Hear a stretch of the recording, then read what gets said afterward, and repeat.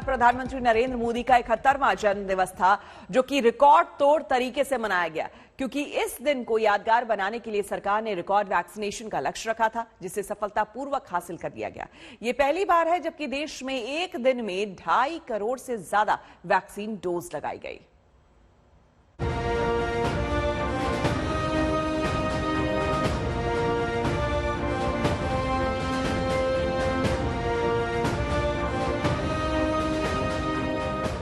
Birthday का birthday और vaccination का वैक्सीनेशन।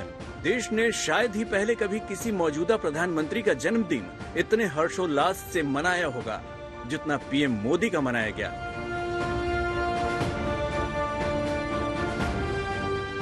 भविष्य में ये दिन देश में एक दिन के अंदर 2.5 करोड़ वैक्सीन डोज का रिकॉर्ड बनने के लिए भी यादगार रहेगा। पीएम मोदी के जन्मदिन को खास बनाने की तैयारी तो सरकार ने की थी, लेकिन उसे यादगार बनाने का जिम्मा आम जनता ने उठाया, और ऐसे उठाया कि वैक्सीनेशन के स्पीड का मीटर मिनट दर मिनट, घंटे दर घंटे बढ़ता ही चला गया। Today it was my day that I have chosen that today's slot for my second vaccination. उनको हमारी तरफ से शुभकामनाएं, हैप्पी बर्थडे। उनको अच्छा काम कर रहे हैं, भगवान करे और जिए। मुझे बहुत अच्छा फील हो रहा है, इट्स लाइक बहुत अच्छा लग रहा है। मुझे बहुत अच्छा लग रहा है। मैं तो बहुत टाइम से थी, लेकिन मुझे आज मौका मिला तो मुझे आज लगवा के बहुत अच्छा महसूस होगा। वैक्सीनेशन का आंकड़ा पहली बार 2.5 करोड़ के पार पहुंचा है। इससे पहले 3 बार एक दिन में ये आंकड़ा 1 करोड़ के पार गया है। 27 अगस्त को 1,3,35,290 डोज, 31 अगस्त को 1,33,18,718 डोज और 6 सितंबर को जब 1,13,53,571 डोज दिए गए थे, तब पीएम मोदी ने इस खुशी का इजहार भी किया था और वैक्सीनेशन के रिकॉर्ड का प्रचार भी किया था। भारत आज एक दिन में 1.25 करोड़ टीके लगाकर रिकॉर्ड बना रहा है। जितने टीके भारत आज एक दिन में लगा रहा है, वो कई देशों की पूरी आबादी से भी ज्यादा है। भारत के टीकाकरण अभियान की सफलता प्रत्येक भारतवासी के परिश्रम और पराक्रम की पराकाष्ठा का परिणाम है। पीएम मोदी के जन्मदिन पर रिकॉर्ड टीकाकरण का लक्ष्य तो सरकार और बीजेपी ने तय किया था, लेकिन इस लक्ष्य को हासिल करने का बीड़ा खुद लोगों ने उठाया। जन्मदिन को खास बनाने के लिए सभी राज्यों ने भी कोई कसर बाकी नहीं छोड़ी। खासकर बीजेपी शासित राज्यों ने वैक्सीनेशन के रिकॉर्ड तोड़ने की पूरी तैयारी करके रखी थी। यूपी सरकार ने इसके लिए पहले से भी तैयारी की थी, और अगर वैक्सीन की उपलब्धता की बात करें तो लगभग 45 लाख वैक्सीन इस वक्त उत्तर प्रदेश के पास मौजूद है। हालांकि वैक्सीनेशन को लेकर के पहले भी यूपी ने रिकॉर्ड बनाया है, जब लगभग 35 लाख का यह आंकड़ा यूपी ने छुआ था। लेकिन आज विशेष अभियान के तहत यूपी में भी वैक्सीनेशन लगातार जोरों पर है, जिसमें ज्यादा से ज्यादा लोगों को इस टीकाकरण से जोड़कर एक और नए रिकॉर्ड की तरफ यूपी बढ़ रहा है। बहुत बढ़िया माहौल है, एक उत्सव का माहौल रहता है हमेशा। और मैं तो बहुत पहले ही अपनी दोनों डोज लगवा चुका था। इनकी जैसे ही ड्यू हुई, मैंने कहा नहीं आप भी लगवाइए, आज इनका लगवा रहा हूँ। और मेरे हिसाब से सबको लगवाना चाहिए, जितना जल्दी हो सके उतना जल्दी हमें इस टारगेट को अचीव कर लेना चाहिए। देश भर में 1 लाख से ज्यादा वैक्सीनेशन सेंटर्स पर पीएम मोदी के जन्मदिन को खास बनाने के लिए कुछ जगहों पर तो बहुत ही ज्यादा खास इंतजाम किए गए थे।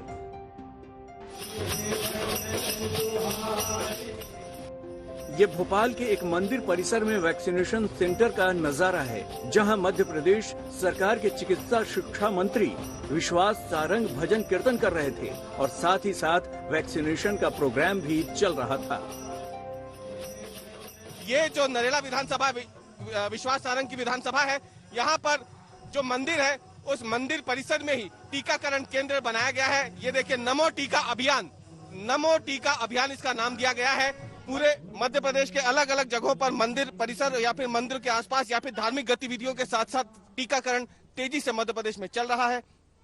लोगों को वैक्सीन लगवाई जा रही है। और ये देखिए जो लोग लाइन में नहीं लग सकते, जैसे ये दिव्यांग जो यहाँ पे आए हैं, इन्हें कोरोना का टीका लगाने के लिए अलग से व्यवस्था इनके लिए की गई है। आज का हमारा टारगेट है कि हम लगभग 32 लाख लोगों को टीका लगाएंगे। और मध्य प्रदेश में हमारा टारगेट है कि हम सितंबर के महीने में पूरी तरह से वैक्सीन पहला डोज हम लगा लेंगे। एक वक्त वो भी था जब देश के वैक्सीनेशन सेंटर्स पर वैक्सीन नहीं थे, आने पर मिलेगी के बोर्ड टंगे होते थे। लेकिन मोदी के जन्मदिन पर वैक्सीनेशन सेंटर पर वैक्सीन के स्टॉक भरे पड़े थे।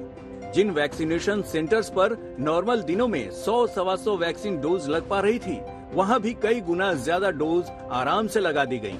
लोग पीएम मोदी को जन्मदिन की बधाई भी दे रहे थे और लंबे इंतजार के बाद वैक्सीन मिल जाने पर दुआएं भी। वैक्सीनेशन में भारत जहां नित नए आयाम बना रहा है, तो आज देश भर में मेगा ड्राइव चल रही है। आप देख सकते हैं चंडीगढ़ की तस्वीरें हैं। हालांकि चंडीगढ़ की अगर बात करें तो पूरे शहर में आबादी का 80% से ज्यादा हिस्सा कहीं ना कहीं वैक्सीनेटेड हो चुका है। लेकिन आज प्रधानमंत्री मोदी का जन्म दिवस भी है और यहाँ पर आपको तस्वीरें दिखा रहे हैं हम वैक्सीनेशन कैंप की। चंडीगढ़ सेक्टर 16 का ये हॉस्पिटल है और यहाँ पर लगातार लोग जो है वैक्सीनेशन के लिए यहाँ पर आ रहे हैं और आप देख सकते हैं कि पूरे नॉर्म्स के साथ और पूरा डिस्टेंस के साथ यहाँ पर जो है वैक्सीनेशन की जा रही है। पीएम मोदी के 71वें जन्मदिन पर वैक्सीनेशन के रिकॉर्ड ने 4 चांद लगा दिए। देश ने वैक्सीन डोज का रिकॉर्ड बनाकर दुनिया को दिखा दिया कि अगर मन में लगन हो तो कोई भी लक्ष्य बड़ा नहीं होता, बस जरूरत है आगे भी इस संकल्प शक्ति को बनाए रखने की। आज के दिन रिकॉर्ड वैक्सीनेशन से एक चीज साफ है कि भारत में लोग पहली और दूसरी डोज लगाने के लिए उत्सुक हैं और सरकार ने कहा है कि इसके लिए राज्यों को पूर्ण तरीके से टीका दे दिया गया है। टीके की कोई कमी नहीं है और इससे दिखता है कि भारत अपना पूर्ण वैक्सीनेशन का टारगेट दिसंबर आने से पहले खत्म कर देगा और भारत के लिए ये एक बहुत बड़ी अचीवमेंट मानी जाएगी। कैमरा पर्सन कृपाल सिंह के साथ मैं मिलन शर्मा, आज तक। महाविकास अघाड़ी सरकार को बने 2 साल होने को आ रहे हैं, पर शायद ही कोई महीना ऐसा बीतता होगा जब शिवसेना और बीजेपी के साथ आने की अटकलें ना लगी हों। खुद मुख्यमंत्री उद्धव ठाकरे के बयान ने फिर से इन अटकलों को जिंदा कर दिया। व्यासपीठावरती उपस्थित असलेले माझे आजी माजी आणि एकत्र आले तर भावी सहकारी। शिवसेना और बीजेपी पुराने गठबंधन सहयोगी रहे हैं। 2019 विधानसभा का चुनाव दोनों ने मिलकर लड़ा और दोनों को साथ में बहुमत भी मिला, पर मुख्यमंत्री पद को लेकर बात नहीं बनी तो शिवसेना ने बीजेपी से नाता तोड़ लिया और एनसीपी कांग्रेस के साथ जाकर सरकार बना ली। उद्धव ठाकरे मुख्यमंत्री बन गए, बीजेपी विपक्ष में बैठ गई। दोनों दलों के बीच सियासी दूरियां हैं, लेकिन वक्त वक्त पर दोनों दलों के साथ आने को लेकर अटकलें भी लगती रही हैं। ये अटकलें फिर से तेज हो गईं जब खुद मुख्यमंत्री उद्धव ठाकरे ने एक बयान दिया। व्यासपीठावरती उपस्थित असलेले माझे आजी माजी आणि एकत्र आले तर भावी सहकारी। मुख्यमंत्री उद्धव ठाकरे महाराष्ट्र के औरंगाबाद में एक कार्यक्रम में शामिल होने पहुंचे थे। बीजेपी नेता और केंद्रीय मंत्री राव साहेब दानवे भी मंच पर मौजूद थे। मुख्यमंत्री ठाकरे ने अपने संबोधन की शुरुआत में कहा, मंच पर उपस्थित हमारे अभी के और पुराने सहयोगी, और फिर केंद्रीय मंत्री दानवे की ओर देखते हुए उन्होंने कहा, और अगर भविष्य में साथ आए तो भावी सहयोगी। आजी माजी सहकारी तिथे होते आणि उद्या सगळे कोण एकत्र आले तर भावी कोण होऊ शकतात। आता ते येतील तेव्हा कळेल ना। सगळे सगळे आता ठीक आहे, आता बघू, येणारा काळच काय ते ठरवेल। मुख्यमंत्री उद्धव ठाकरे के बयान पर उप मुख्यमंत्री अजित ठाकरे ने कुछ इस तरह प्रतिक्रिया दी। प्रत्येकाला काय बोलायचं ते तर राज्याचे प्रमुख आहेत, त्यांना काय बोलायचं पूर्णपणे त्यांचा अधिकार, त्याच्यावर त्यांनी त्यांचं काही मन मी हे करू शकत नाही, म्हणजे मनातलेलं काय ते ओळखू शकत नाही। बीजेपी नेता और शिवसेना के समर्थन से महाराष्ट्र में 5 साल सरकार चला चुके पूर्व मुख्यमंत्री देवेंद्र फडणवीस ने उद्धव ठाकरे के बयान पर प्रतिक्रिया देते हुए कहा कि अगर ठाकरे गठबंधन के सहयोगियों से छुटकारा पाना चाहते हैं तो अच्छी बात है। हे जे काही अनैसर्गिक अशा प्रकारचं गठबंधन तयार झालेलं आहे हे फार काळ काही चालू शकत नाही। मला असं वाटतं कदाचित माननीय मुख्यमंत्र्यांच्याही लक्षात आलं असेल की अशा प्रकारचं अनैसर्गिक गठबंधन करून महाराष्ट्राचं नुकसान होत आहे आणि म्हणून त्यांनी मनातली भावना बोलून दाखवली असेल। हालांकि शिवसेना नेता संजय राउत के मुताबिक साइंसदान वे सबके दोस्त हैं, इसलिए सीएम ठाकरे के बयान के ज्यादा अर्थ निकालने की जरूरत नहीं है। बात ऐसी है कि उद्धव जी ने क्या कहा है, उद्धव जी का स्टेटमेंट क्या है, एक बार समझ लीजिए। उद्धव जी ने कहा है कि आप क्या भावी, क्या शब्द है, भावी सहकारी। हाँ, तो उसका मतलब है बीजेपी के कुछ लोग हमारे महाविकास आघाड़ी में आ सकते हैं, ये उनका कहने का मतलब समझ लीजिए आप। हम छोड़कर कहीं नहीं जाएंगे। औरंगाबाद से इसरार चिश्ती और पुणे से पंकज खेलकर के साथ आज तक ब्यूरो। और अब बात उस वैक्सीन की जो कल अपने जन्मदिन के मौके पर पीएम मोदी ने पाकिस्तान और चीन को दी है। शंघाई सहयोग संगठन यानी कि एससीओ की बैठक को पीएम मोदी ने वर्चुअली संबोधित किया। पीएम मोदी ने तालिबान सरकार के कट्टर सहयोगी बन चुके चीन और पाकिस्तान का नाम लिए बगैर तीखे हमले से उसे घायल कर दिया। पीएम मोदी ने पाकिस्तान के प्रधानमंत्री इमरान खान और चीन के राष्ट्रपति शी जिनपिंग की मौजूदगी में कट्टरपंथ के खिलाफ एससीओ के मंच से जो मैसेज दिया है वो तालिबान सरकार पर भारत सरकार का ऑफिशियल स्टैंड भी है।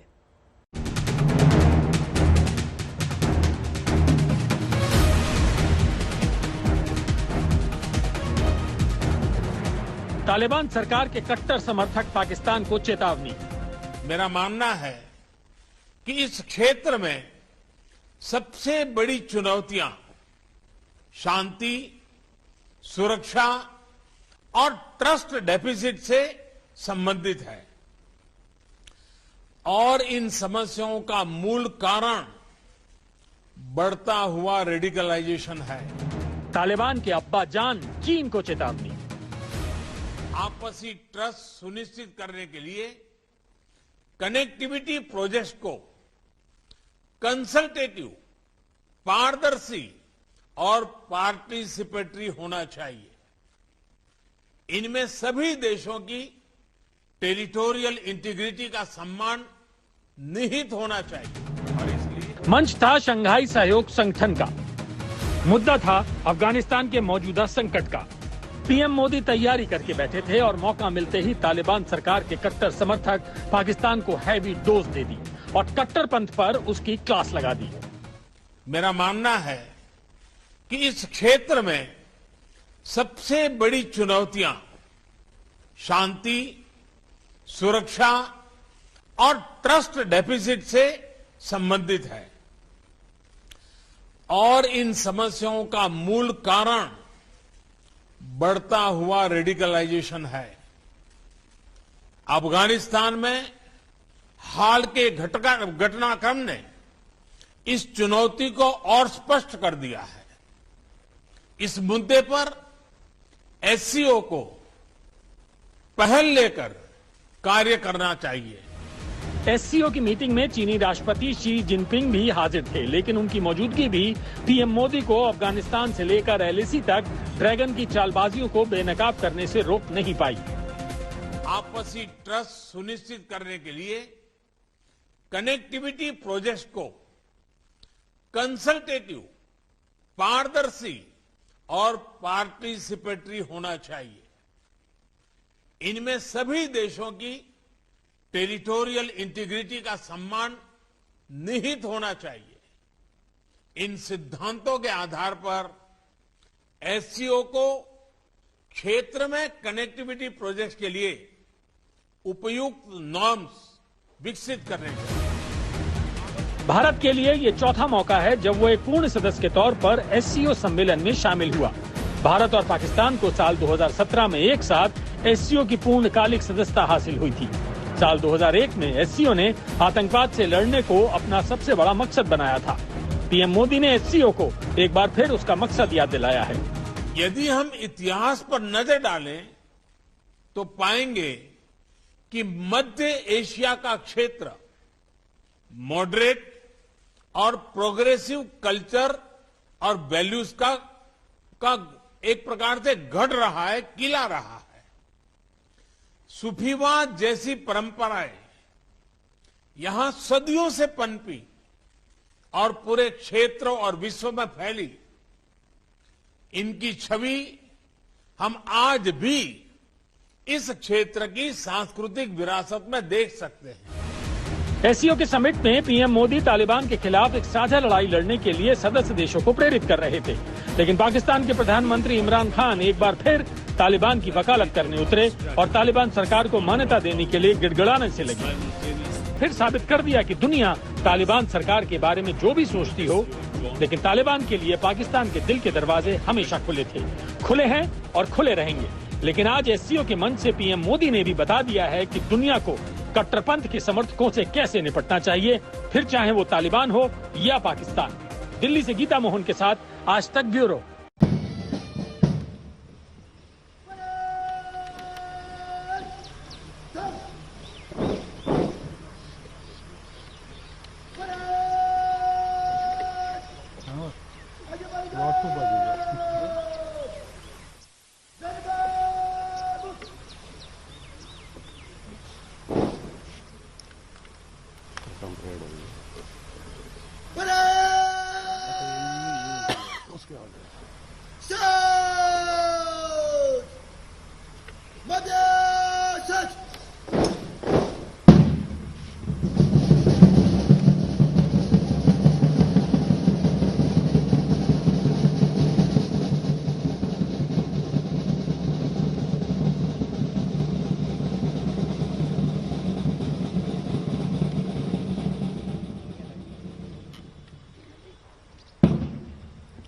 देवियों और सज्जनों, थोड़ी ही देर में राष्ट्रध्वज परेड ग्राउंड में लाया जाएगा।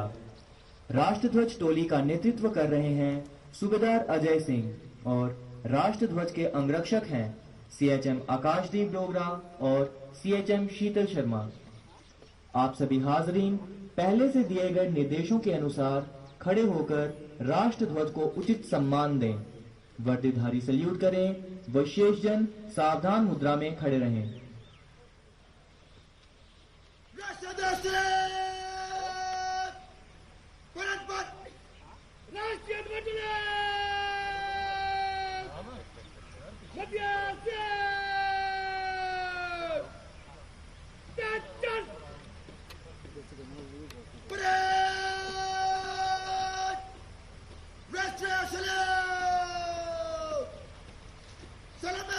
सुनील जी भट्ट हमारे संवाददाता हमारे साथ सीधे जम्मू से जुड़े हैं। सुनील, वाकई ये जो तस्वीरें हैं ये गर्व से भर देने वाली तस्वीरें हैं और जम्मू कश्मीर का एक नया चेहरा पेश करती तस्वीरें। बिल्कुल श्वेता, इस समय जो है जम्मू कश्मीर लाइट इन्फेंट्री की जो है आज अटेस्टेशन परेड है। 460 जो नए रिक्रूट्स है, यानी कि 460 जो नए सैनिक जो आज इंडक्ट हो रहे हैं भारतीय सेना में, उनकी आज यहाँ पर अटेस्टेशन परेड है। और यहाँ पर आप देख सकते हैं कि परेड शुरू हो चुकी है। यहाँ पर सर्वधर्म आप देख सकते हैं कि चाहे हिंदू मजहब के हो, मुस्लिम मजहब के हो, सिख, बौद्ध, सभी के जो धर्म गुरु है यहाँ पर है, वहाँ उनकी जो है सभी धर्मों की जो है ग्रंथों के साथ यहाँ पर खड़े हैं और वो इनको जो है यहाँ पर शपथ भी दिलवाएंगे। तो ये एक तरह से जम्मू कश्मीर की जो है विविधता को भी दिखाता है कि किस प्रकार चाहे कोई हिंदू है, मुस्लिम है, सिख है, ईसाई है, बौद्ध है, सभी जो है भारतीय सेना में जो है कंधे से कंधे मिलाकर जो है कार्य करते हैं। आप यहाँ पर देख सकते हैं कि तिरंगा हाथों में लिए पर यहाँ पर आप देख सकते हैं कि थोड़ी देर बाद जो है ये परेड यहाँ पर शुरू होने वाली है। बहुत ही गर्व का ये विषय है। यहाँ पर 460 जो ये नए रिक्रूट्स है जिनका आज इंडक्शन हो रहा है विधिवत तौर पर भारतीय सेना में। और देखिए परेड शुरू हो चुकी है। यहाँ पर जो है 460 जो है नए रिक्रूट्स हैं, ये जम्मू कश्मीर के ही हैं। 460 के जो सभी जो सैनिक हैं ये जम्मू कश्मीर से ही हैं।